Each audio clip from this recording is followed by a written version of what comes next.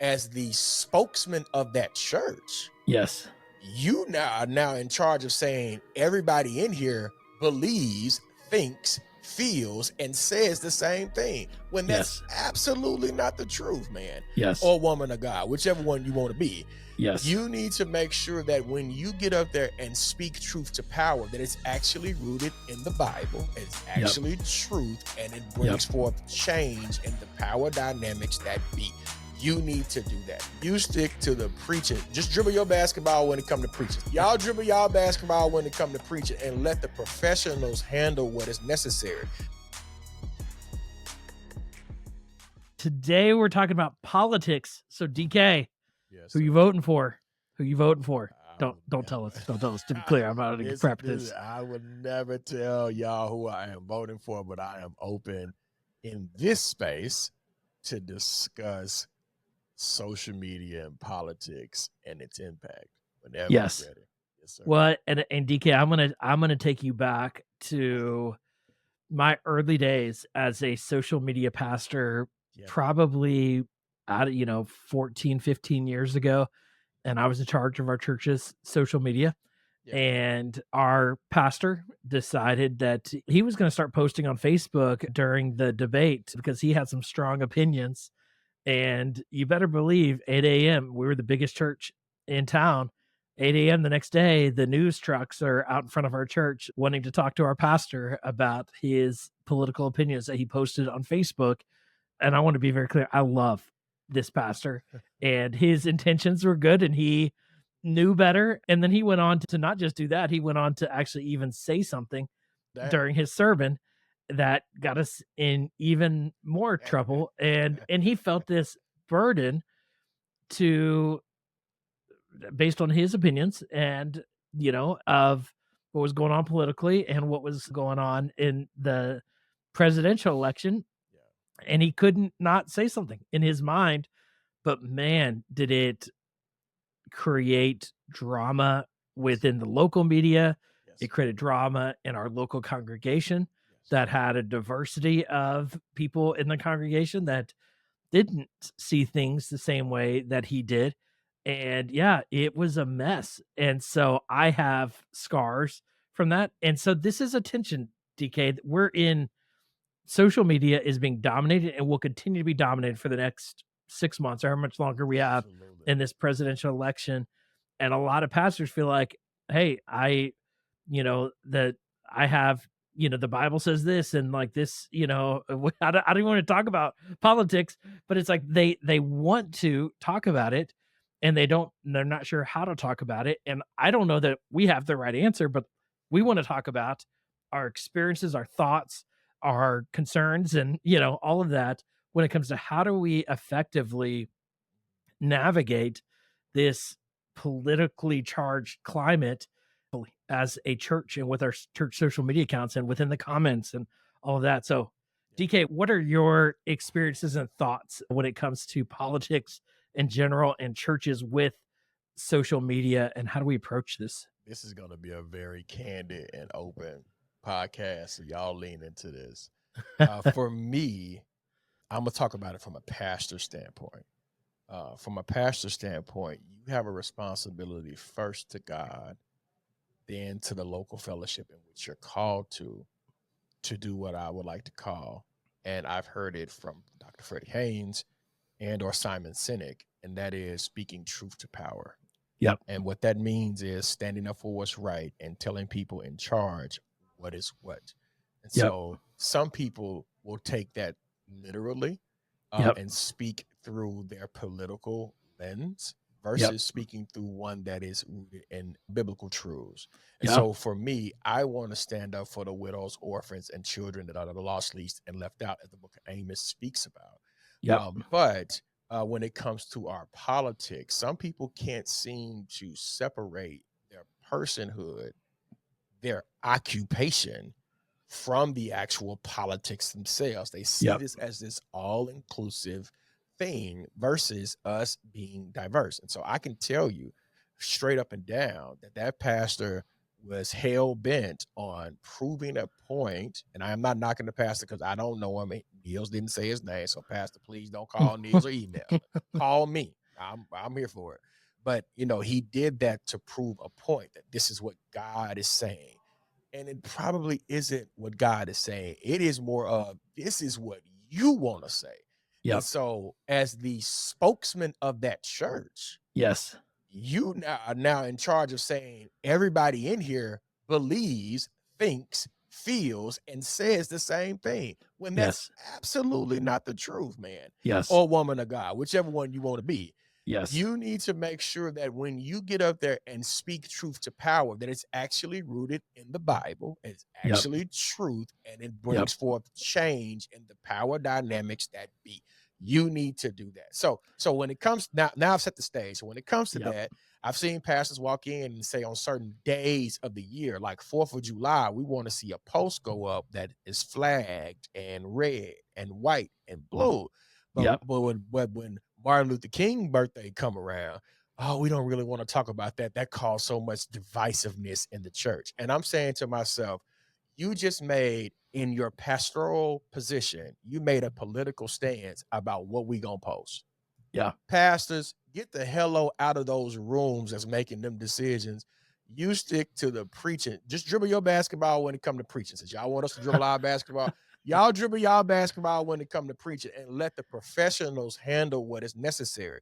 Because it's going to be one of those days that you look past that's actually something that meant something to somebody, and they're going to be right on your top. So I'm not surprised if he said something, I wouldn't say reckless, but if he said something that was unfounded and the media showed up. I wouldn't be surprised if he or she, said something that is clickbaity, and now they have all this attention, because a lot of pastors, and I'm done with my soliloquy, they're not focused on preaching the word of God.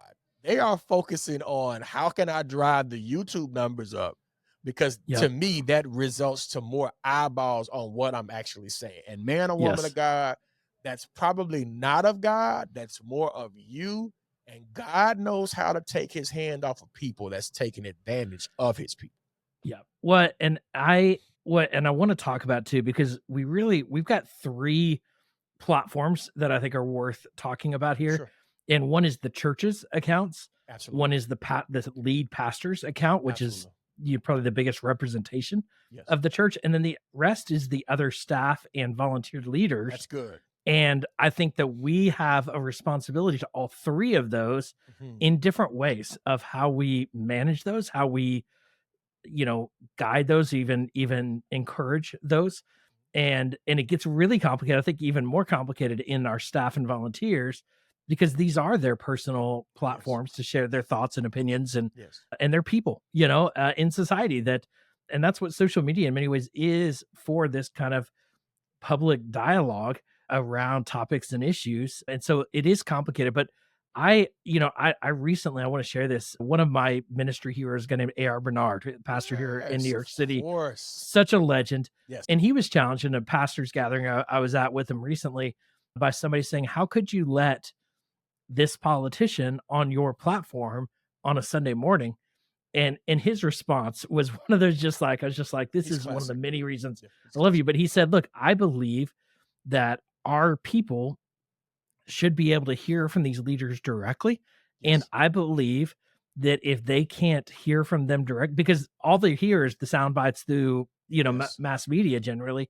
And so I want to ask these leaders certain questions that I believe are important for our congregation to know and understand from them.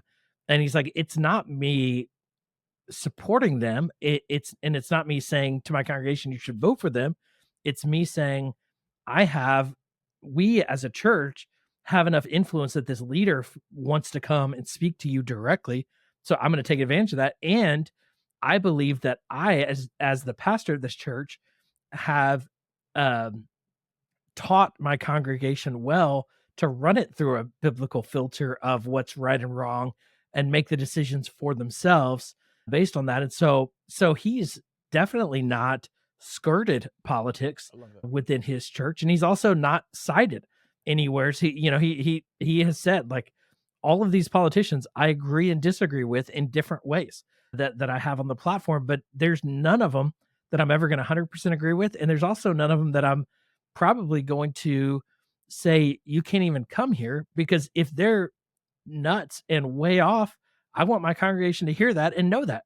And so I want to be able to clarify that for them, but I'm also not giving any kind of reference to them, or just because they come to our church doesn't mean that we are telling our congregation to vote for them. And he's like, we have Republicans and Democrats that come and have been on our platform to have conversations. And so I just love the way he has approached it from his seat of influence in our city.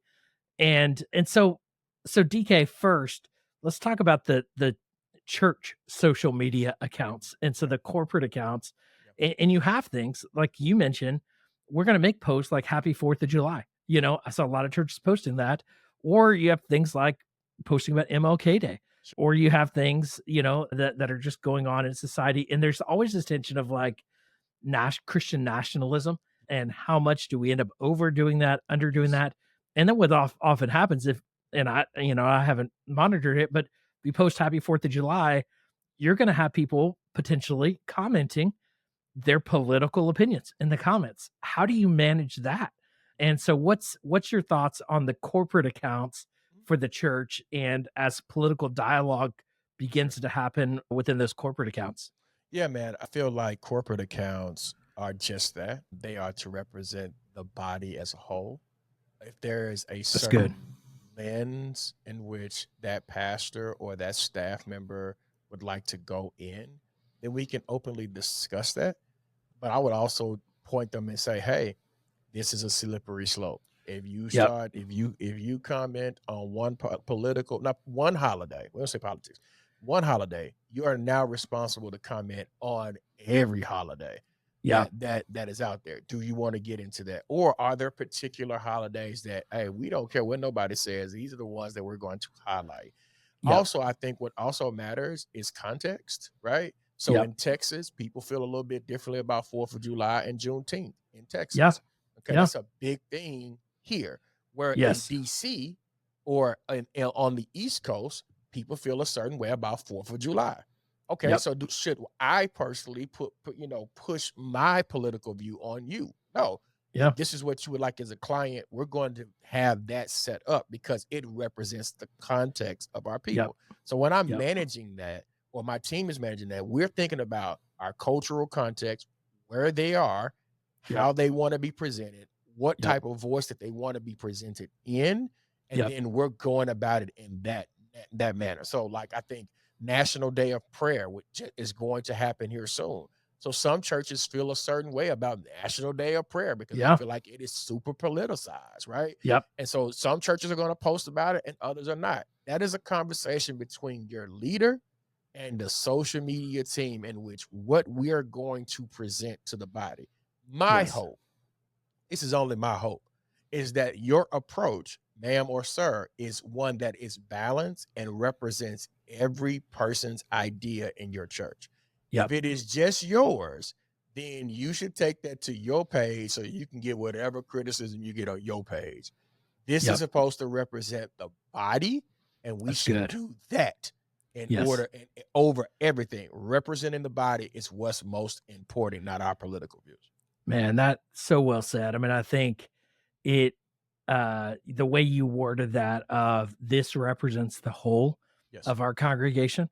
And I think, and this is where I would probably, when I'll add, when you say nothing, that also says something. And so you're saying something one way or another with what you post and don't post. Yes. And so I think this is an important conversation for every church to have. And I would not put it just on your social media manager to make that decision. I think this is a conversation that, leadership in a church needs to talk about, of what holidays or things like National Day of Prayer are we going to post about or not post about, and why. But we need to be thoughtful about this, because it is communicating. Yes. How we post about it. If we don't post about it, Yes. that communicates. I do think, can I yeah, add to that, please, brother? please. Also, what's important is how it's designed. Yeah. And the colors in which we choose, because that communicates a story to our people. Yeah. So it is, to Neil's point, it is very important that you have these conversations and that you use things that tell the story that represents the whole. I can't stress that enough, because most of the Yes. time it doesn't represent the whole, it represents a political view. And people Yes. like me can see it on your social media accounts. Yep. So yeah. Yep. My recommendation here Yeah.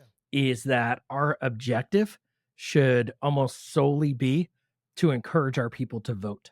Yeah. And so that this politics matter. They matter significantly to Sure. our church, to our community, to our country. Yep. And our vote is an incredible right that we have, an incredible gift that we get as Americans. And so encouraging your congregants to vote, I think, and pay attention to what's going on societally is meaningful. It doesn't mean you have to share opinions in what you post. So let's talk about a pastor, a lead pastor in particular. Now this becomes a little more gray because it is a personal platform, but they are the lead representative of your congregation. And so when they say something, people immediately are like, this is the opinion of this church. And so how do you see, DK? How have you seen maybe even pastors approach this well and approach this poorly from your perspective? Because even our sharing these thoughts are opinions at this point. There's not like this is the manual and how to do this. These are our opinions on how this can be done from the lessons we've learned through the years. Yeah, man. Here's what I would say to a pastor. You are still an employee of a church. Yep. I'm gonna say that again, because some pastors feel like they are not employees, they work for themselves. I need you to not believe that lie. Yeah. You are an employee of the church.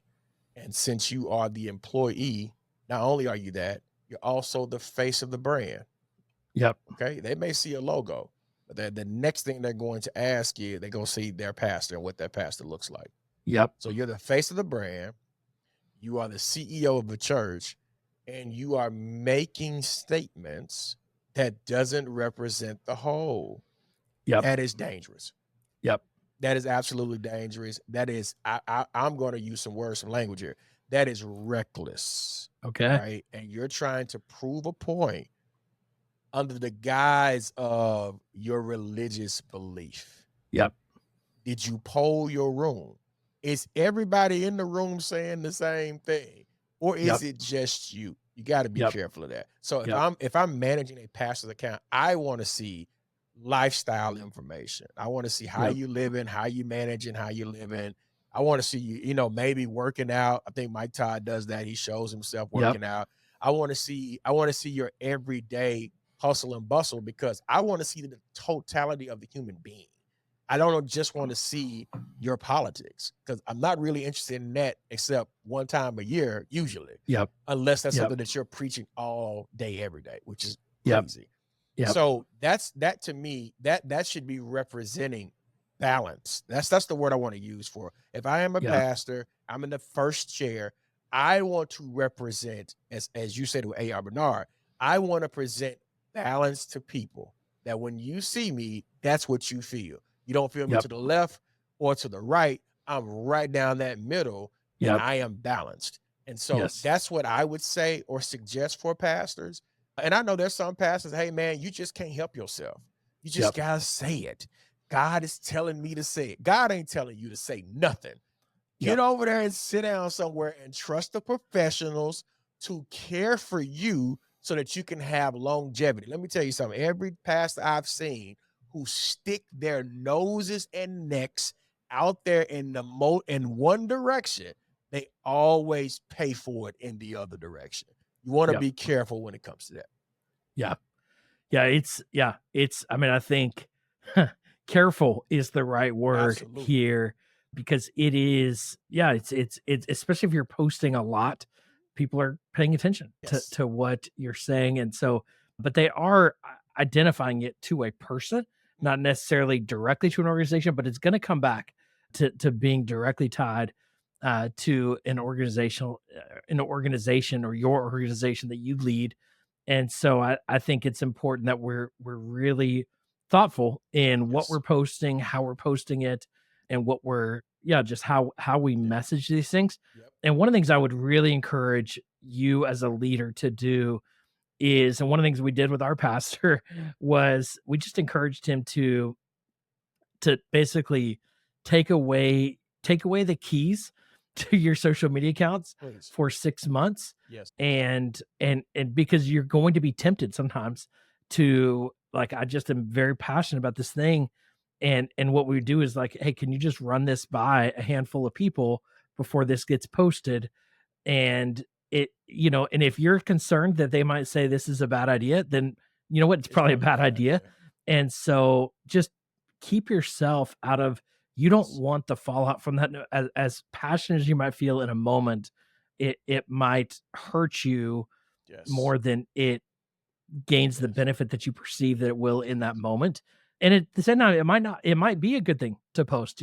I don't know what your situation is in that circumstance, because there are moments in history where, and Martin Luther King was a pastor, and like there are leaders that are pastors that have political opinions that I do think cross over with, that are typically policy issues that are important for churches to speak to for different reasons and in different ways. But when you're putting a clear focus towards a candidate or a political party, it does get into it puts you into a sticky situation that I have yet to see the benefits outweigh the fallout from it. So you've got to be just really cautious. So super cautious with your corporate accounts, very cautious with your pastor leader, core leader account or accounts. Now let's talk about volunteers and staff members, because this is what, you just think about whatever size church you are, your kids pastor has their opinions, your youth pastor has their opinions, your small group volunteer has their leader, their worship leader, so how do you guide, support, direct policy, thoughts, coaching to those leaders, DK, in churches, and what have you seen in that sphere? Man. Here's what I want to say, because this is a really good conversation. You are entitled to your opinion. Yes. Nobody is saying that you have a right to freedom of speech, and you can say whatever you would like, but you're also going to pay for what you say. Yes. And it's going to be one way or another, and you have to figure out, is the juice worth the squeeze, as Neil just basically mentioned. Yeah. When it comes to church volunteers, most of the volunteers you can't police. Yeah. So you don't know until something goes hella viral. And that's when you'll find out, hey, the church, and that person goes to my church. What are they saying? Yep. Can you roll up on them at church and say, hey, you need to delete that off your page? The answer is or no. even should we? You can't tell people that's not on your payroll what to do. Y'all got to stop trying to be super obedient, controlling driven, because these people are going to do what they want to do when they leave your church. So in my walk, yes, there have been things that come back to us that have been totally off the chain. Not even political. Some things are sexual that go online from some of the volunteers that show up. And you can address them as a leader to say and voice concern for them and love for them. Hey, I seen on your social media you did this. Is everything okay? Is there something that we need to worry about or have a conversation about? And to them, they're going to automatically say, no, everything's fine. There's nothing to worry about. And you're going to sit there and watch them spiral. And so you can dismiss them from church, but that's not of God. So that's something that we have to actually drink the fountain on that one, because that person is entitled to have his or her opinion. Now, they're not entitled to lead. Everybody can't lead. If you're a volunteer, if you're paid staff, if you're a pastor, everybody can't lead. And if this does not represent the vision, the mission, the values, the brand of a church, then that person may need to find another place to serve in that is not leadership driven. And Yeah. so you have to make that decision. Now, what is that rooted in? That's Matthew chapter 18, verses 15 through 20, where it says, if my brother or sister has offended me, I'm supposed to go to them in private, because the focus and the goal is to maintain the relationship. It is not to be a public affair. It is Yep. not to be a social media affair. It's me talking to you one-on-one and say, hey, fam, that impacted me. That fell on me the wrong way. Can you help me Yep. out with this so that we can move forward together? Now, if I was to push that stage on the other side of that spectrum, the other side of that spectrum says this: if that person, he or she, does not listen to the fact that you're trying to reason with them and make this thing work, the Bible says that you're supposed to treat them like a tax collector and a publican. Now, we don't have to Yep. argue with the word says that's what it is. So if the person doesn't want to listen, they're Yep. not entitled to lead. Yep. Yeah. I mean, I think that's straightforward. And that's where I do think if you don't yet have a social media policy Yes, set up for that's your good. staff and volunteers, it's an important time to set that up with clear expectations, because I think you're right. If even, I mean, I think about pictures that people post that are provocative, or, things like that we should, and that it creates clarity for your staff and volunteers, and what's appropriate and inappropriate for somebody that's leading within your church. And so I think this is just an important day Yes. to be really thoughtful about this, and just but I think we also have to educate them as to the why, as to why this is important, because it also, because they're, to your point of like, they're like, well, this is my First Amendment right. This is, I should be able to share my opinions. And I think that this is where it does become a gray area, Sure. because I do think there's a way that people can share their opinions without being Yes, divisive absolutely. in nature, but they've got to, you got to really be thoughtful about this. And it's not, I think the further down we go in Yes. how public these platforms are and how aligned they are in leadership with our church, that it does become grayer and grayer. But I think we really, in a season like this, it's a place for the body to become very divided, and we need to be unified. It doesn't mean we're unified in who we're voting for, No. but I think we need to be unified in our alignment with each other and as the body of Christ. And so this is a complicated season that I think we got to navigate carefully. And maybe your church is united in that way, but man, most churches are not. And I can speak to my church. We definitely, I mean, I would say we go to a church where I would guess we're split between Yeah. half Democrat, half Republican, as a congregation. And I think, it just, this is a sticky moment in season, and we see this cyclically, especially around presidential elections in the US. And I think we just need to be really careful and thoughtful and intentional Yeah. with how we approach this. But it's not, I think hopefully you haven't waited until right now, but the heat of this is only going to heat up. Yes, it is. And so if you're listening to this right now, begin to really document how we're going to approach things for the next 6 months or so going into the future, because this is an important time that Yeah. we can make some big mistakes that are going to haunt us for years to come, and we can approach this and be relieved, come in November, December, January, that, man, we could have stepped on some big landmines, but thank goodness we put some things in place to avoid that, and we can move forward together, Yeah. whatever the outcome of the election is. And yeah, and so this is a interesting time, DK, and Yes. and I think we'll just, I think have to see, what happens. But I think at the end of the day, I hope that your church comes out of this stronger together, Yeah. and unified, as a church. And so, yeah, we want to help learn from our scars in this experience, in our experiences. And if you have thoughts, we want to continue the dialogue online. And so we're going to post about this on social media.